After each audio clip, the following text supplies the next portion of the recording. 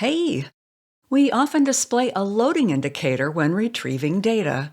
This is especially useful if the user's connection is slow. In this video, we implement a loading indicator. I'm in StackBlitz with my demo application open. To see how to build this application from scratch, check out my prior video, Signals in Action, Building an App.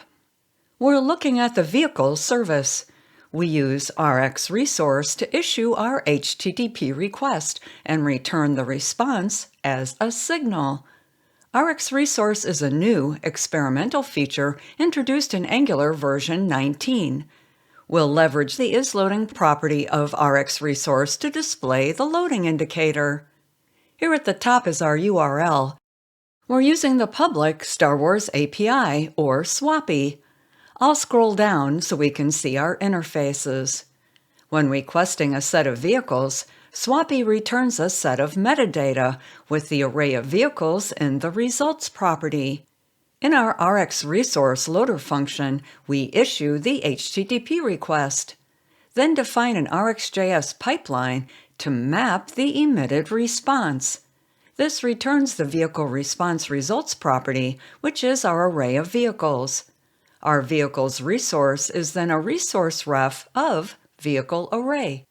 The resource ref has several properties, including a value. That value is a writable signal containing the data emitted from our RxJS pipeline. We use a computed here to access that value property. When the data is not yet returned, this value is undefined, so we set an empty array as the initial value. The result is a signal of vehicle array. Let's look closer at this vehicle's resource. If I drop down its member list, we see that it has an isLoading property, which is a signal. Can we use that to display our loading indicator? Well, let's add some console messages to see exactly when this isLoading signal is set. First, we'll use an effect to display the isLoading property whenever it changes. I'll add some text, loading indicator, and reference this.vehiclesResource.isLoading. Since it's a signal, we add parentheses to read its content. Let's do the same with the vehicle signal to see when we actually have the data. I'll paste that one in. To better see where isLoading is set within the flow of execution, let's add some additional messages. Here in the loader function, I'll change the single-line arrow function to a multi-line function using curly braces. Then we need to add the return statement here. I'll add a console.log before the HTTP request. Next, let's add messages within our RxJS pipeline. I'll add a tab before the map and one after the map. Let's give it a try. Open the browser console to view the logging. Click to clear the current logging, then click Reload above the browser window to reload the application. Okay, let's walk through what just happened. Scrolling up, this vehicle service is provided in root, so it's loaded when the application is loaded. Scrolling back down, when the service is loaded, its variables are initialized, including vehicle's resource. It's then that our loader function is executed. We first see our before HTTP request message.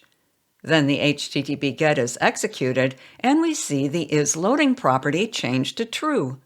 At this point, our vehicle data is an empty array, as we see here. When the HTTP request returns a response, we see our before map message, then our after map message. It's only at this point, after the data is emitted out of our RxJS pipeline, that our loading indicator resets to false, and we see our array of data. So isLoading is set to true when HTTP GET executes, and set to false after the response is emitted from our RxJS pipeline. Perfect! I'll close the browser console, and we no longer need this logging, so let's remove it. Now we're ready to use the isLoading property of our resource to implement a loading indicator. we really don't want to expose the vehicle's resource to our component. Why? By limiting resources to the service, only our service would need to change if rxresource changes. I'll add private at the front. Let's declare an isLoading signal that references this .vehiclesResource.isLoading. Now we have our own signal we can reference from our component. And let's make one other little change. My internet connection is speedy, so the data comes back too quickly to see a loading indicator. Let's use our RxJS pipeline and add a delay of 2 seconds, which is 2,000 milliseconds. Be sure to remove any code like this before deploying. In our component, we'll reference the isLoading property from the service. isLoading equals this .vehicleService.isLoading. Then in our template, we add an if statement and read the isLoading signal. If the data is loading, we display a loading vehicles message.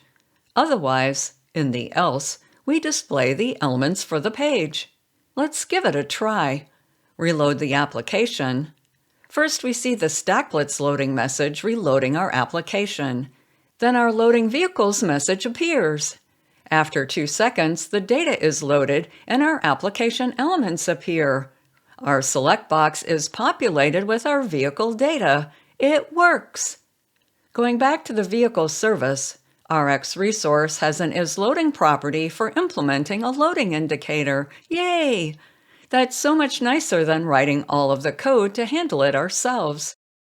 Thanks for watching. If this content was useful, please like and subscribe.